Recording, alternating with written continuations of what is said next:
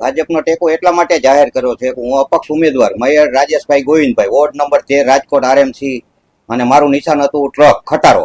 હવે મારે એવું હતું કે ભાજપના ઘણા બધા એવા પ્રશ્ન મને નડતા હતા કે ભાઈ આ કોઈ લોકો કરતા નથી કે બમ્પનું હોય તો 2 વર્ષ પહેલાનું જે મેં કાર્ય સોંપ્યું હતું નહોતું કર્યું.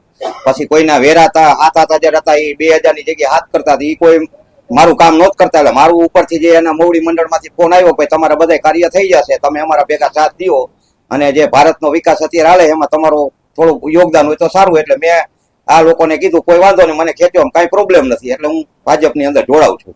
શું કહેશો, પક્ષ દ્વારા કોઈ લાલચ આપવામાં આવી છે? કોઈ જાતનું 1 પણ રૂપિયા ભારનું નહીં. મને સામેથી જ લોકોએ કીધું ભાઈ તમારે આ ભારતના વિકાસની અંદર જો વિકાસની અંદર તમારે ભળવું હોય અને અમારો સાથ દો તો બહુ સારું. એટલે હું કોઈ પણ લોભ લાલચ કે ધમકી ધાક કે કોઈ પણ વસ્તુ મને એને લોકોએ આપેલી નથી અને પ્રેમથી કીધું તમારી રીતે ખેંચી લો, મેં ખેંચી લીધું, એમાં કોઈ પ્રોબ્લેમ નથી.